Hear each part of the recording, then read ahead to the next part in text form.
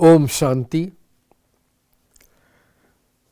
जैसे कि हमने पिछले एपिसोड में सुनाए थे कि बाबा के साथ दिल्ली जाने का भी सौभाग्य मिला था। तो बाबा ने दिल्ली पहुंच करके और जगदीश भाई जी से बात किया कि यहाँ बड़े बड़े गवर्नमेंट के ऑफिस हैं, गवर्नमेंट की जगह है, जैसे विज्ञान भवन है, तो यहाँ पर भी ज्ञान की कुछ प्रदर्शनी लगनी चाहिए। तो विज्ञान भवन का तो उन दिनों में एक एक हाल भी बहुत कीमती था, किराए में बहुत किराया होने के कारण से उन्होंने वहाँ के ऑफिसर से बात किया कि हम गैलरी में ही प्रदर्शनी लगा देंगे। तो विज्ञान भवन की जो गैलरी थी वो भी काफ़ी चौड़ी थी और वहाँ पर ज्ञान की प्रदर्शनी लगी। तो बाबा ने मुझे भी भेजा था उस प्रदर्शनी में समझाने के लिए, प्रदर्शनी को देखने के लिए। तो ज्ञान की प्रदर्शनी समझाने का भी वो पहला अनुभव रहा मेरा। फिर जब बाबा दिल्ली से मधुबन गए तो मैं एक सप्ताह रुक करके बाद में मधुबन गया और बाबा ने कहा थोड़ा बहुत दिल्ली घूम लो। तो दिल्ली घूम करके जो है फिर मधुबन पहुँचे। तो बाबा ने रात्रि क्लास में मुझसे पूछा कि बच्चे वहाँ प्रदर्शनी में क्या क्या देखा। तो बाबा बैठे हुए थे रात्रि क्लास में और मैं खड़ा होकर के बाबा के समीप जो भी प्रदर्शनी में चित्र थे, मॉडल बने हुए थे और कुछ न कुछ कई नई चीज़ें बनी, प्रदर्शनी में एडिशन हो चुकी थी। तो वो सब हमने चित्रों का समझाया, जो चित्र वहाँ मधुबन में नहीं थे। तो मालूम तो था कि इस प्रकार से वहाँ पर बनाया गया है। तो वो प्रदर्शनी में जो भी बने हुए थे, जो हमने वहाँ प्रदर्शनी में समझाया, वो वहाँ पर बाबा के आगे टोटल एक्सप्लेन किया। फिर बाबा ने कहा कि बच्चे ये लक्ष्मी नारायण का चित्र है, इस पर क्या समझाया। तो वो भी समझाया करके बतलाया कि बाबा ऐसे ऐसे वहाँ पर समझाया। तो फिर बाबा ने सुनते रहे आधे घंटे तक बाबा, और मैं सुनाता रहा। तो देखो इतना बड़ा बाबा और फिर भी निर्माणचित होकर के एक छोटे बच्चे से सुनते रहे।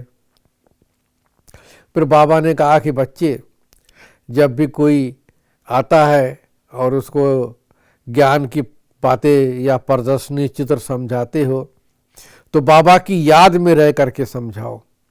जितना जितना बाबा की याद में रह करके समझाओगे तो उस आत्मा को तीर लगेगा। तीर लगने का मतलब ज्ञान का तीर लगेगा, अर्थात उसकी बुद्धि में बैठेगा, वो समझेगा। तो इस प्रकार से बाबा गाइडेंस भी देते रहते थे कि कैसे कैसे समझाना है। दो बाप का परिचय देना है, ये भी बाबा कहते थे। कभी बाबा कहते थे कि ये प्रश्नोत्तरी निकली है, तो ये प्रश्न पूछो। तो मधुबन में या आबू के म्यूजियम में फिर समझाने का जो हमें चांस मिलता था, तो फिर वो बाबा की बातें जो बाबा ने बतलाई हुई थी तो वैसे हम उनसे प्रश्न पूछते थे या दो बाप का परिचय भी देते थे। तो इस प्रकार से बाबा ने जो सेवा करने का चांस दिया तो वो भी हमें अवसर मिला। तो एक बार बाबा बॉम्बे जा रहे थे तो बाबा के साथ मुझे बॉम्बे भी जाने का सुअवसर मिला। और बाबा ने मम्मा को कहा मेरे लिए कि इस बच्चे को श्री कृष्ण का चित्र दे दो, जो कोई मिलेगा ये उसको चित्र के ऊपर समझाएगा। तो जब बाबा बॉम्बे पहुंच गए, हम भी बाबा के साथ ही ट्रेन में गए थे और वहाँ पोप आया हुआ था। बाबा ने कहा कि पोप को कैसे समझाना है, तो बड़े भाई बहनें पोप को मिलने के लिए गए। और मैंने देखा कि जो कोई भी बाबा के पास ऑफिसर आता था मिलने के लिए, तो बाबा शिव बाबा के चित्र में बतलाते थे कि ये जो ज्योति, ये जो शिव बाबा का चित्र है ये तो बड़ा है, लेकिन इसके बीच में बाबा ने कहा कि ज्योति बिंदु का चित्र होना चाहिए, यानी शिव बाबा के बड़े रूप के चित्र में एक पॉइंट होना चाहिए, क्योंकि बाबा तो एक पॉइंट है, ज्योति स्वरूप है, बिंदु है। तो उस समय 62 या 63 से जो है बाबा ने ज्योति बिंदु परमात्मा शिव है उस पर जोर देने लग गए, और सभी चित्रों में पॉइंट ऑफ लाइट यानी शिव बाबा बिंदु है तो बीच में एक बिंदु या स्टार जो है बाबा ने बनवाया, और तभी से ये शिव बाबा बिंदु है, ज्योति स्वरूप है। और उस समय ज्योति बिंदु का ज्ञान स्पष्ट हो चुका था। फिर बाबा मॉर्निंग में मुरली की क्लास कराने से पहले थोड़ा सा सैर करने भी जाते थे, तो अपने रमेश भाई की कार में, कभी काकू भाई की कार में, काकू भाई जो कि नलिनी बहन जी के लौकिक पिताजी थे, तो इस प्रकार से वो अपनी गाड़ी में बाबा को लेके जाते थे। तो एक बार मुझे भी चांस मिला साथ में जाने का, तो बाबा तो जा कर के वहाँ हैंगिंग गार्डन या नेहरू गार्डन वहाँ पर बैठ कर के तपस्या करते थे, वहाँ भी योग में बैठ जाते थे, कभी थोड़ा वॉकिंग भी करते थे। तो जब मैं बाबा के साथ गया तो उस हैंगिंग गार्डन में एक लॉन्ग बोर्ड बना हुआ है, तो मैंने देखा कि बच्चे जो है वो लॉन्ग बोर्ड के अंदर चले जाते हैं फिर बाहर निकल आते हैं। वो इतना बड़ा लॉन्ग बोर्ड था। तो बाबा ने कहा कि देखो ये बाबा शिव बाबा का लॉन्ग बूट है, हर एक को कुछ बूट तो होता ही है ना, लेकिन शिव बाबा को तो बूट नहीं है। तो ये बाबा जो है शिव बाबा का लॉन्ग बूट है, वो इस ब्रह्मा बाबा के तन में आता है। तो मैंने सोचा कि देखो आज हम किसी को अगर बूट शब्द कह दें कि तुम तो ये हो, तब भी उसको इंसल्ट फील होगा, लेकिन ब्रह्मा बाबा इतने निराकारी स्थिति में रहते थे, इतना निर्माणचित रहते थे, निराकारी, निर्विकारी, निरहंकारी रहते थे कि बाबा ने खुद ही स्वयं अपने लिए कह दिया कि मैं ये शिव बाबा का लॉन्ग बूट हूँ। तो देखो बाबा कितना निर्माणचित है। तो ऐसे ही बाबा के साथ बॉम्बे का भी सेवा का अनुभव किया, वहाँ भी रहे। तो बाबा कहते थे कि बच्चे जो कोई भी कार्य मिले उसमें सदैव हाँ जी कहना चाहिए। हाँ जी कहने से और खुशी खुशी से सेवा करेंगे, सच्चे दिल से सेवा करेंगे तो जमा का खाता बढ़ेगा, हमारा पुण्य का खाता, धन से जमा का खाता भी बढ़ेगा। कई बच्चे तन मन धन से सेवा करते हैं। तो एक बार मैंने बाबा से पूछा कि बाबा मेरे पास तो कोई धन नहीं है, तो क्या हमारा धन से जमा नहीं होगा भाग्य, हमारा भाग्य क्या धन से नहीं बनेगा? तो बाबा ने कहा कि बच्चे तन मन धन से जो सच्चे दिल से सेवा करते हैं उनका भी धन से जमा हो जाता है। और ये भी बाबा ने बतलाया कि मान लो यह कि कई ऐसी वस्तु है, अगर हम उनको अच्छी तरह से संभाल रखेंगे, खराब नहीं होगा, खराब होने से बचा लेंगे तो वो भी धन में ही जमा हो जाता है। तो ऐसी ऐसी बातें बाबा शिक्षा देते थे। और यहाँ तक कि बाबा ने बतलाया कि बच्चे मान लो लाइट जल रही है, पानी बह रहा है, अगर हम उस नुकसान को भी बचा लेंगे तो भी वो धन में जमा हो जाएगा। तो देखो बाबा इस प्रकार से सेवा करना जो है हम बच्चों को सिखला दिया करते थे। एक बार की बात है, मधुबन में पहले शुरू में, ये बात 1963 की बात है,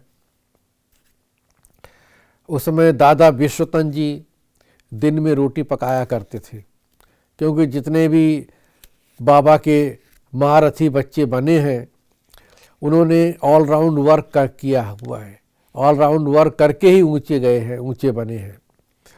तो दादा विश्वतन जी रोटी पकाते थे, लेकिन वो किसी काम से उस दिन चले गए थे और दिन में 12 बजे जो रोटी पकती है तो उस टाइम तक नहीं पहुंचे थे। बाबा किचन में खड़े थे और मुझे तो मालूम नहीं था कि मैं मतलब बाबा किचन में खड़े हैं। तो मैं किसी काम से किचन में गया, तो बाबा ने जब मुझे देखा तो बाबा ने मुझे आवाज़ लगाई कि बच्चों इधर आओ। तो मैंने देखा बाबा खड़े, मैंने कहा जी बाबा।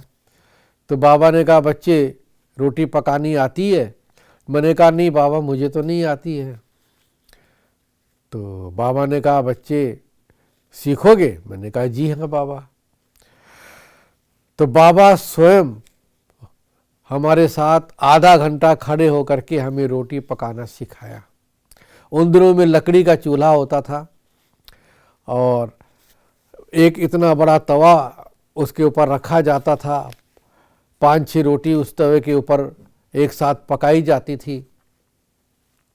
तो बाबा ने उस तवे पर 4 रोटी डाल करके और मुझे पकाना सिखाया। तो जैसे जैसे बाबा रोटी को पलटते थे वैसे वैसे मैं भी पलटना था। पलटते पलटते रोटी पकाना सीख लिया। लास्ट में 3-4 रोटी रही होगी तब बाबा चले गए और बाहर एक झूला था बरामदे में, वहाँ पर झूले के ऊपर बैठ गए। तो जो माता रोटी बेल रही थी वो फ्री हो चुकी थी, तो फिर 4-6 रोटी जो है उस माता ने भी मदद कर दिया पकाने में। और वो मेरा पहला दिन था जब मैं किचन में खड़े होकर के रोटी पकाया, रोटी पकाना सीखा। तो लकड़ी का चूल्हा होता था तो उसमें इतना धुआं निकलता था कि आँख में मेरे धुआं भर गया, कुछ दिखाई नहीं दे रहा था। तो मैंने सोचा कि अब तो रोटी पूरी हो गई, मैं आँख धुलाई कर लेता हूँ। किचन के बाहर नल था, लेकिन मुझे नहीं मालूम था कि बाबा झूले पर बैठे हुए हैं। जब मैं आँख धुलाई कर रहा था तो बाबा ने फिर मुझे आवाज़ लगाया बच्चों यहाँ आओ, और बाबा ने बुलाया। तो मैं बाबा के नज़दीक गया तो बाबा ने मुझे पकड़ करके अपने साथ झूले पर बिठा लिया और बाबा अपने पाँव से झूले को फेंकते रहते थे, झूला झूलते रहते थे, हमें झुलाते रहते थे। सामने घड़ी थी, मैंने देखा उस घड़ी के अनुसार पूरा 50 मिनट में बाबा के साथ बैठ करके झूला झूला। और बीच बीच में बाबा कहते थे, एक बार तो बाबा ने कहा कि बच्चे जो बाबा को दिल से हाँ जी कहते हैं, सेवा में हाँ जी कहते हैं, वो बच्चे जो है महारथी बच्चे कहते हैं। मैंने सोचा कि मैं तो कुछ किया ही नहीं, बाबा तो बोला ये महारथी बच्चे हैं। तो देखो बाबा इस प्रकार से उमंग उल्लास दे करके और हर बच्चे को आगे बढ़ाते थे सेवा के फील्ड में भी। और बाबा इन्हीं शब्दों से जो है हर बच्चे को अपना स्नेही बना लेते थे।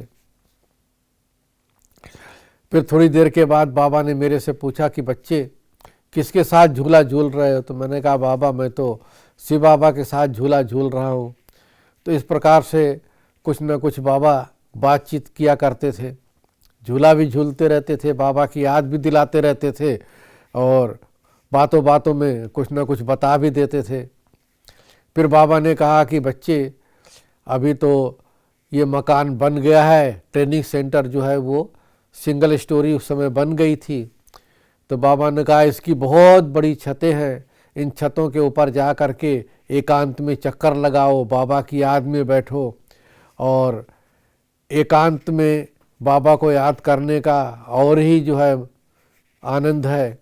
तो इसलिए याद की यात्रा को आगे बढ़ाने के लिए एकांत जरूरी है। तो छतों के ऊपर जाओ और बैठो और एकांत में बाबा को याद करो।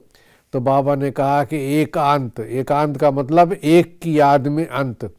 तो इस प्रकार से बाबा ने कहा कि जब भी कोई हमारा अंतिम समय हो तो उस समय एकांत अर्थात एक की याद में ही अंत होना चाहिए और कुछ भी याद ना आए। तो ऐसे ऐसे बाबा बातें सुना करके और हम बच्चों को जो है आगे बढ़ने की कुछ न कुछ शिक्षा दिया करते थे। तो एक बार एक बहन जो कि माउंट आबू में सोफिया स्कूल में पढ़ती थी, तो वो बहन आई थी पापा को मिलने के लिए और उस बहन को कुछ न कुछ ऐसा ही एक दाना जैसा कुछ निकल आया था, काफ़ी दाने निकल आए थे। तो बाबा ने जब देखा तो बाबा के पास एक चंदन का जो है वो तेल था विदेश का। तो बाबा ने उस बच्ची को दिया कि बच्ची ये लगाती रहो तो तुम्हारा ठीक हो जाएगा। तो सचमुच उसने उसका प्रयोग किया और वो ठीक हो गई। तो देखो बाबा हर बच्चे को स्थूल सूक्ष्म पालना भी देते थे। उसी स्कूल की कुछ नन्स आई थी बाबा को मिलने के लिए।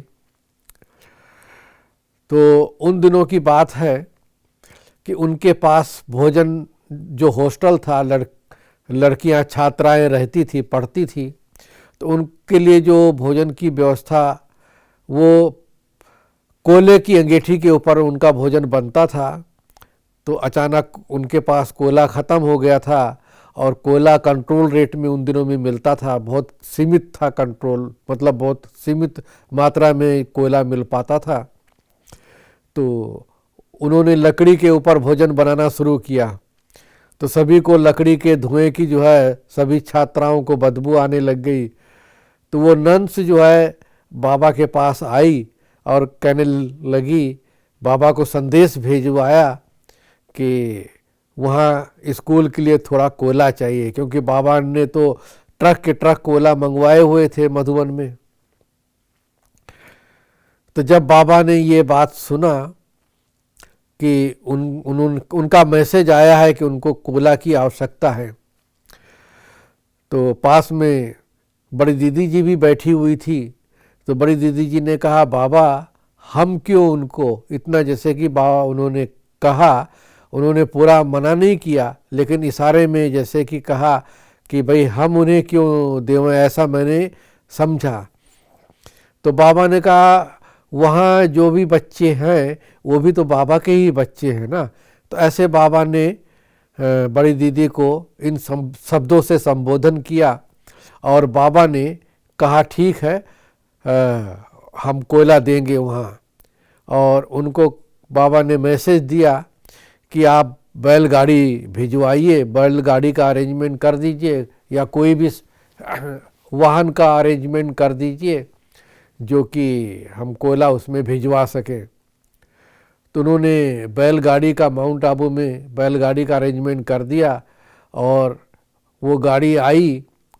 बाबा ने उनको जो है कोयला दिया गाड़ी भर करके और वो स्कूल में गए और उससे सभी का भोजन बना। तो देखो घर के बच्चों का भी बाबा ध्यान तो रखते ही थे, लेकिन अगर कोई बाहर का कोई आ भी जाता था और इस प्रकार से कोई सहयोग बाबा के आगे रखता था तो बाबा उसको स्थूल सहयोग भी देते थे। तो ये बाबा की एक विशालता थी और दूरदर्शिता थी,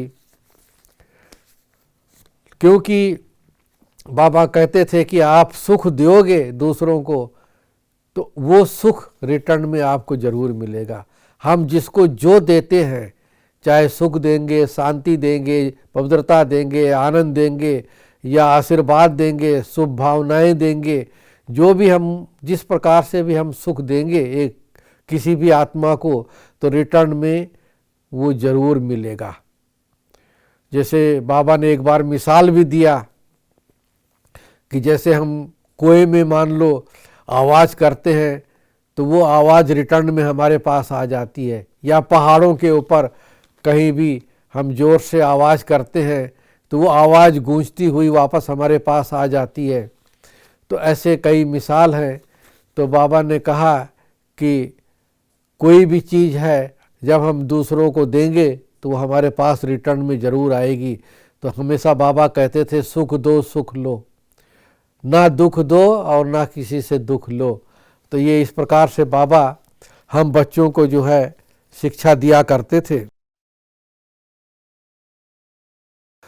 और कोई भी बाबा के पास आता था मिलने के लिए, तो एक बार बाबा के पास पोस्ट ऑफिस का पोस्ट मास्टर भी आए थे बाबा को मिलने के लिए। और बाबा की जो मुरलियाँ पोस्ट होती थी, तो वो हम जाते थे पोस्ट ऑफिस में छोड़ने के लिए।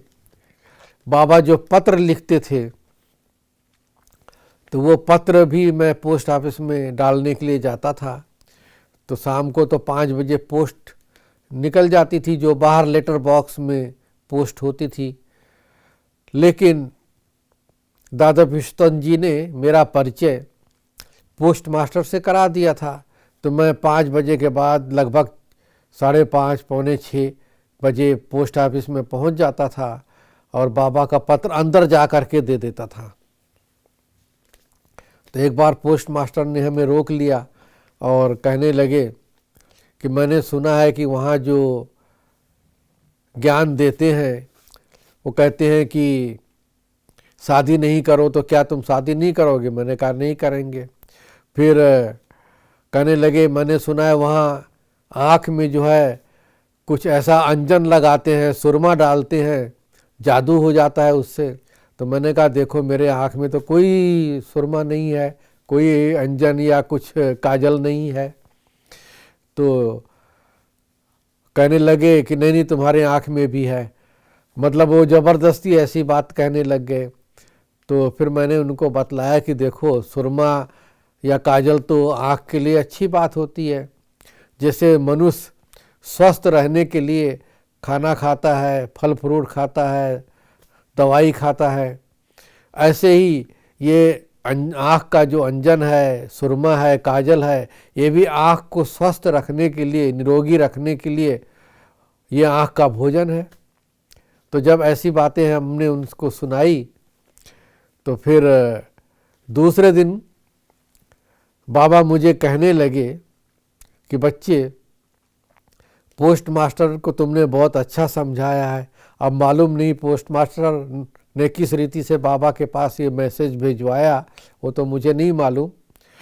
बाकी मेरा ऐसा अंदाज़ा है कि दादा विश्वनाथ जी पोस्ट ऑफिस में जाते थे, तो हो सकता है उन्होंने उनको बतलाया हो और उन्होंने बाबा को भी सुनाया हो, ऐसा मेरा अंदाज़ा है। तो क्या हुआ कि एक पार्टी वापस जा रही थी बाबा से मिल करके, तो उस समय बाबा दिन में आधा घंटा ऐसे ही थोड़ा मामूली सा रेस्ट कभी कभी किया करते थे।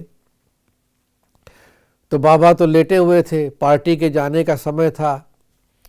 तो उस समय बड़ी दीदी ने सोचा कि बाबा को अभी अभी बाबा गए हैं थोड़ा विश्राम में, तो बाबा को नहीं बुलाते हैं और इस पार्टी को विदाई दे देते हैं। और वो विदाई देने की तैयारी कर रही थी कि इतने में बाबा स्वयं अपने कमरे से उठ के आ गए। किसी ने बाबा को बुलाया भी नहीं। और बाबा ने कहा कि वो जो पार्टी जाने वाली थी वो बच्चे कहाँ हैं? तो बड़ी दीदी ने कहा ये पार्टी तो यही है, यही जा रही है। तो बाबा ने कहा टोली, तो फटाफट टोली मंगवाया और बाबा ने उनको टोली दिया। और बाबा जब टोली देते थे तो बाबा कहते थे गो सुन कम सुन, जल्दी जाओ और जल्दी आओ। तो पांडव भवन के पीछे एक बड़ का झाड़ है, वहाँ तक बाबा जाते थे और जा कर के उस पार्टी को विदा करते थे, रुमाल हिला करके ऐसे ऐसे, और बाबा उनको टाँ करते थे। जब तक पार्टी दिखाई देती थी बाबा खड़े रहते थे दूर तक, और बाबा खड़े होकर के रुमाल हिला करके उन्हें विदा करते थे। तो ये सीन तो जब मैं देखता था तो उन दिनों में मैं यही सोचता था कि मेरा ऐसा दिन कभी भी ना आए कि जो मैं बाबा के होते हुए और मैं कहीं सेंटर में जाऊं, क्योंकि बाबा उन दिनों में भी कई बच्चों को सेंटर में भेजते थे सेवार्थ। तो सचमुच जब तक ब्रह्मा बाबा मधुबन में थे, उसके बाद भी हम मधुबन में ही रहे। तो बाबा के अव्यक्त होने के बाद तो ज़रूर हम दिल्ली सेवा केंद्र में आए और दादियों ने फिर हमको यहाँ सेवा में बुलाया और अनेक प्रकार से ऑल राउंड सेवा करने का भी यहाँ भी हमारा चांस मिला। तो जब मैं बाबा की पास वहाँ मधुबन में सेवा कर रहे थे तो बाबा के रूम की भी सेवा, मम्मा के रूम की सेवा, किचन की सेवा, कई प्रकार के ऑल राउंड सेवा, मधुबन में म्यूजियम समझाने की भी सेवा, इस प्रकार से ऑल राउंड सेवा तो बाबा ने सिखलाया ही था। और बाबा ने गौशाला की भी सेवा दे दिया, तो हम दूध भी निकालते थे और ग्वाला भी दे दिया, सुपरविजन भी करते थे उसके ऊपर। तो जिस दिन बाबा को अव्यक्त होना था उस दिन बाबा ने मुझे बुलाया आधा घंटा 2 घंटा पहले लगभग, और अब अव्यक्त होने से लगभग 2 घंटा पहले मुझे बुलाया और पूछा कि ये गायों का कितना दूध मिल जाता है। तो मैं क्या करता था कि हर एक गाय का जो है एक रजिस्टर में नोट कर लेता था, क्योंकि गायों के नाम होते थे और उस नाम के आगे उनके कितना दूध होता था वो नोट कर लेते थे। तो मैंने कहा बाबा मैं रजिस्टर लेके आ रहा हूँ। तो बाबा ने कहा नहीं रजिस्टर मत लाओ, ऐसे ही बतला दो अंदाजन। तो मैंने बाबा को बतला दिया। तो बाबा ने कहा कि बच्चे ये दूध भी कम पड़ जाएगा। तो वहाँ पर लक्ष्मी संदेशी दादी बैठी हुई थी, यीशु दादी भी थी बाबा के पास में। बाबा, यीशु दादी और लक्ष्मी संदेशी बहन थी। तो उन्होंने, संदेशी बहन ने बाबा को कहा कि बाबा ये दूध कम पड़ जाएगा, इतनी तो ज़्यादा संख्या है भी नहीं घर में, तो दूध क्यों कम पड़ जाएगा। तो बाबा ने कहा हाँ बच्ची, बहुत बच्चे आने वाले हैं तो दूध कम हो जाएगा। लेकिन उन्होंने भी नहीं पूछा कि बाबा बच्चे कब और क्यों आने वाले हैं बहुत बच्चे। तो उसी रात्रि को जब ब्रह्मा बाबा अव्यक्त हो गए, व्यक्त से व्यक्त हुए, तो दूसरे दिन से सभी सेंटरों से भाई बहनें आने लग गए। तो स्वतः ही दूध तो कम पड़ ही जाएगा, क्योंकि सबको चाय की ज़रूरत होती थी। ठंडी का जनवरी का महीना होता था तो सभी चाय पीते थे ठंड में, कोई दूध भी लेते थे जैसी जिसकी तबीयत होती थी। तो सचमुच दूध कम पड़ गया और बाज़ार से मंगाना पड़ा। तो बाबा ने इशारे में बता दिया था कि बच्चे ये दूध तो कम पड़ जाएगा। जो आटा पीसने वाला भाई था उसको भी बाबा ने कहा कि बच्चे ये आटा जो है कुछ और अधिक पीस लेना, ये ज़रूरत पड़ेगी। तो उसके बाद जो है जब कार्यक्रम पूरा हुआ तो स्वाभाविक ही है सभी भोजन भी करेंगे, तो बाबा ने पहले से सब इंतजाम कर दिया था। यहाँ तक कि वो एक किचन में जाने का जो रास्ता था तो बरसात में वहाँ पर पानी पड़ता था। तो बाबा ने वो भी लास्ट में इशारा दे दिया कि बच्चे यहाँ पर भी शेड लगवा दो, बच्चे आते हैं ना किचन में जाते हैं तो ये बरसात में भीगेंगे नहीं, क्लास हॉल से निकल आएंगे, निकल के सीधा किचन में भी जा सकते हैं। तो इस प्रकार से पुराने मकान से किचन में जा सकते हैं। तो ये बाबा ऐसे छोटी मोटी बातें सब जो है पहले से ही अरेंजमेंट करवा चुके थे। और जो जहाँ कुछ रह जाता था वो बाबा डायरेक्शन देते थे कि बच्चे इसको जो है सही कर दिया जाए, इसको जो है ठीक कर दिया जाए। तो एक बार बाबा ने मुझसे पूछा कि बच्चे अमृत वेले उठते हो, योग में आते हो? तो मैंने कहा कि बाबा कभी कभी नींद आ जाती है। तो बाबा ने कहा कि बच्चे अमृत वेले उठ करके जब योग में बैठोगे तो तुम्हें अनुभव होगा और ईश्वरीय शक्ति का अनुभव करोगे।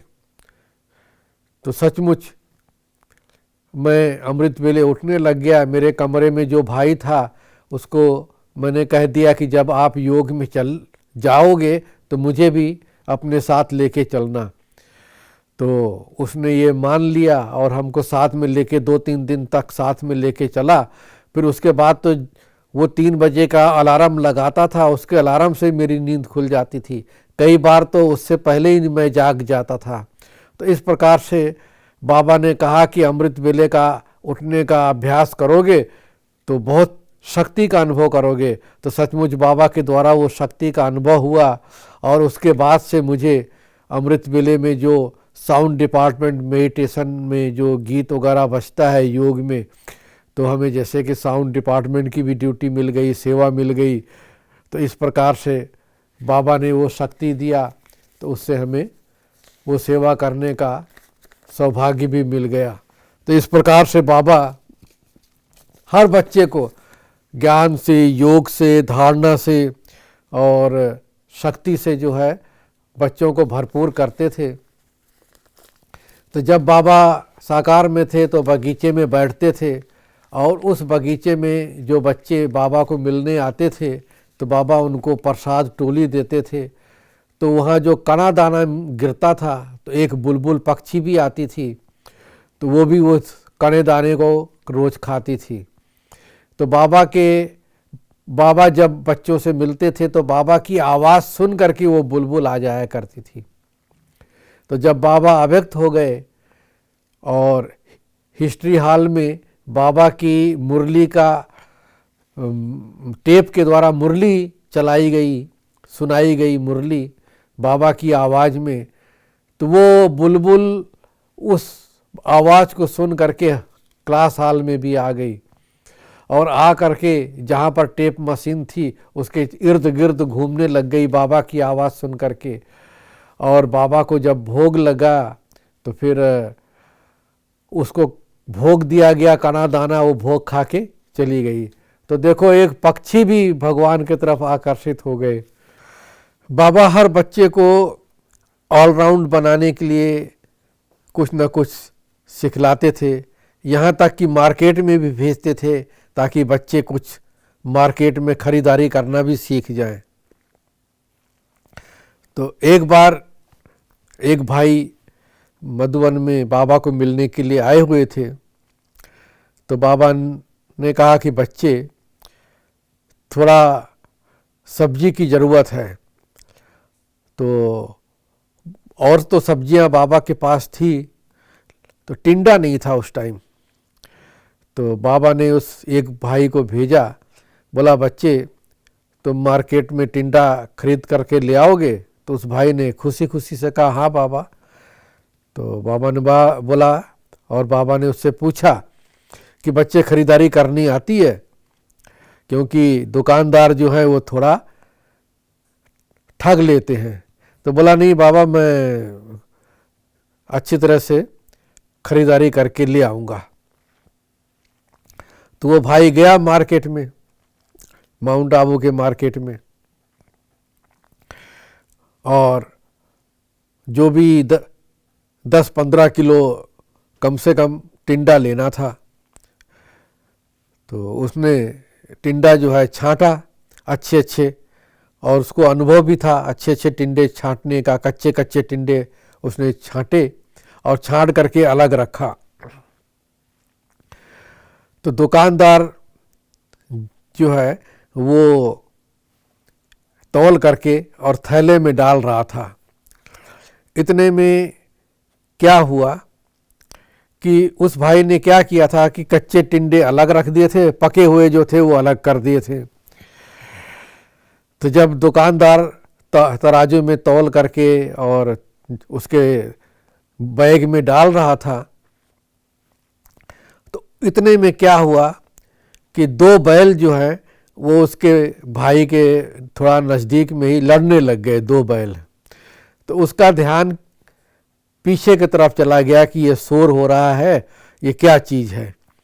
तो जैसे उस भाई का ध्यान पीछे की तरफ गया तो दुकानदार ने मौका पा करके और 5-10 किलो जो है ना तराजू में तौल करके और वो जो पक्के टिंडे थे ना वो जो है उसमें डाल दिए थे। और उस भाई को जो है आभास भी नहीं होने दिया कि ये पक्के टिंडे डाले या कच्चे डाले। वो बस उस भाई को इतना मालूम था कि ये लास्ट में जो 7-8 किलो जो है टिंडा वो रहता है तौल के डालने का, वो उसने डाल दिया। तो जब वो खरीदारी करके वो भाई वापस मधुबन पांडव भवन में आया और वहाँ पर बाबा मिले, तो बाबा ने बोला बच्चे खरीदारी करके आ गए? बोला हाँ बाबा खरीदारी किया। तो बाबा ने बोला देखूं कैसे लेके आए हो। जब उस भाई ने अपना बैग पलटा तो उसमें पक्के पक्के बड़े बड़े टिंडे निकले। तो वो भाई तो देख करके सन्न रह गया कि मैंने तो कच्चे कच्चे टिंडे और उसको बढ़िया बढ़िया सा छांट करके अलग अलग तौलाया था अपने सामने, ये बड़ा कहाँ से आ गया और पके हुए कैसे आ गए। तब उसने बाबा को कहा कि बाबा हो सकता है वहाँ 2 बैल लड़ रहे थे, मेरा ध्यान पीछे की ओर गया, वहाँ शोर शराबा हो रहा था, शोर हो रहा था, तो वो शोर सुन करके लोगों का मेरा ध्यान जो है वो डाइवर्ट हो गया, इसका फ़ायदा उठा लिया दुकानदार ने और मैं उस चीज़ को नहीं पहचान पाया, नहीं समझ सका। तो बाबा कहते थे कि देखो बच्चे, जो भी कार्य करो है, अगर शिव बाबा याद होगा तो भूले नहीं होगी। तो इस प्रकार से बाबा कहते थे कि हर कार्य में बाबा की याद हो, कर्म योग का अटेंशन हो, बैलेंस होगा तो जो है भूले नहीं होंगी। क्योंकि कार्य पर भी अटेंशन होना चाहिए और बाबा की याद पर भी अटेंशन हो। तो बाबा की याद पर जब अटेंशन होगा तो बाबा की मदद मिलेगी और कार्य पर जब अटेंशन होगा तो वो कार्य सुचारू रूप से हम कर पाएंगे। तो एक बार एक भाई बस में बैठा हुआ था और बाबा की याद में, तो उसने सोचा कि बाबा तो कहते हैं कि कहीं भी जाओ बाबा की याद में जाओ। तो उसको जिस स्टॉप पर उतरना था वो स्टॉप तो निकल गया और 2 स्टॉप के बाद वो कहीं तीसरे स्टॉप पर उसको उतरने का ख्याल आया। तो उसने बाबा को कहा कि बाबा मैं तो इतना बाबा की याद में बैठा था कि मुझे तो बस स्टॉप निकल गया, मुझे तो पता ही नहीं चला, इतना बाबा की याद थी, बहुत अच्छी याद रही।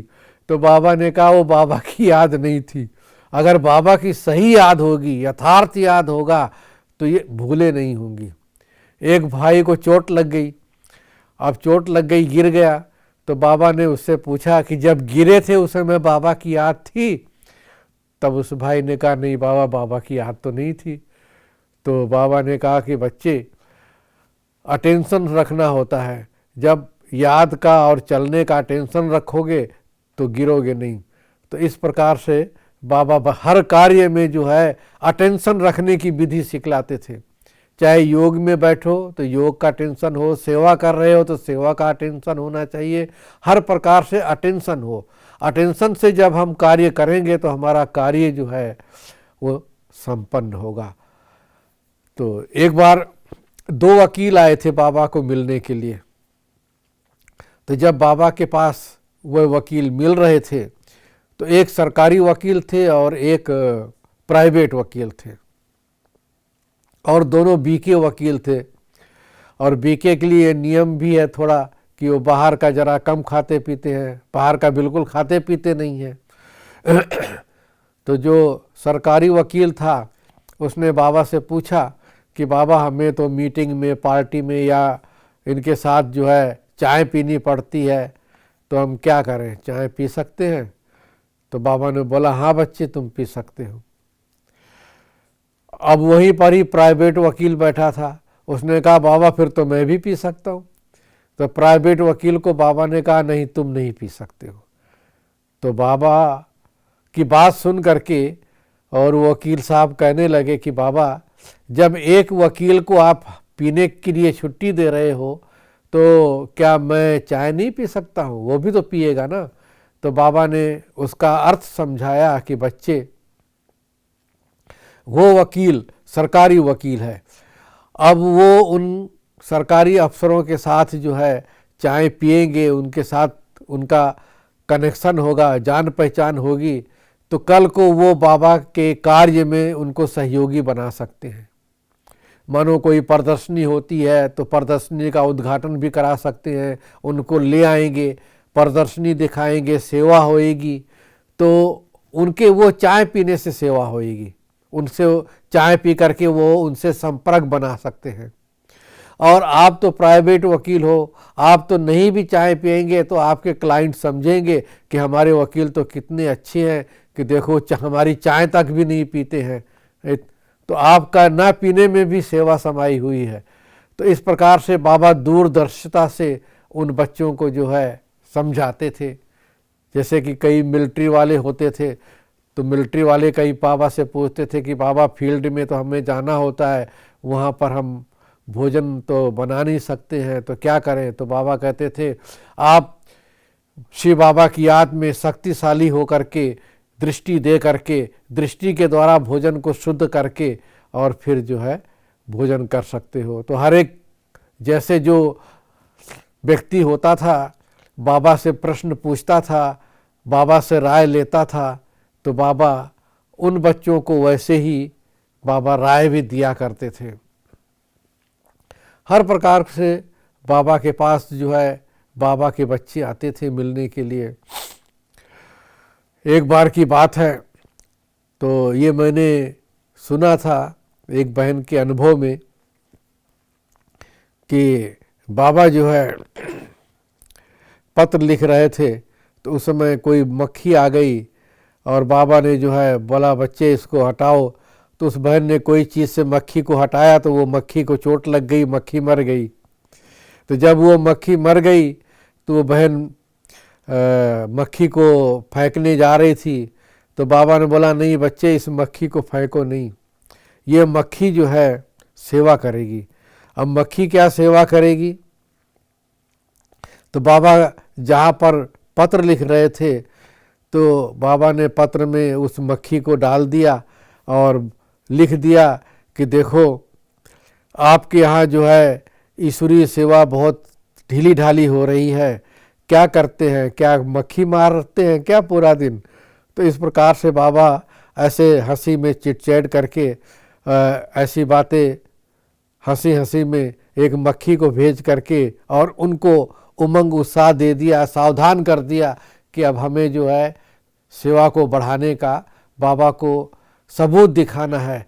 तो इस प्रकार से बाबा बच्चों को आगे बढ़ाने के लिए, सेवा करने के लिए उमंग उत्साह भी बढ़ाते थे। कई बार बाबा गौशाला में भी आ जाते थे हमारे पास और गायों को अपने हाथ से हरी घरी चारा भी खिला देते थे।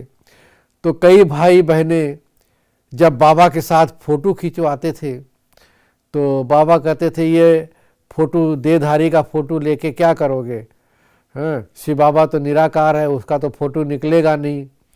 तो बाबा मना कर देते थे फ़ोटो निकालने के लिए। एक भाई वीडियो मशीन लेके आया, उसको भी बाबा ने मना कर दिया, नहीं हमारा वीडियो मत निकालो। हाँ, लेकिन बाबा जब गाय को हरा हरा चारा गन्ने का पत्ता खिला रहे थे तो उस समय खास चंद्रहास भाई को बाबा ने बुलाया और अपने साथ मेरा फ़ोटो निकलवाया। वो फ़ोटो अभी तक यादगार रूप में जो है बाबा का मेरे पास है। तो देखो बाबा हर बच्चे का ध्यान रखते थे और वो यादगार की रीति से बाबा ने वो हमारा यादगार बना दिया। ओम शांति।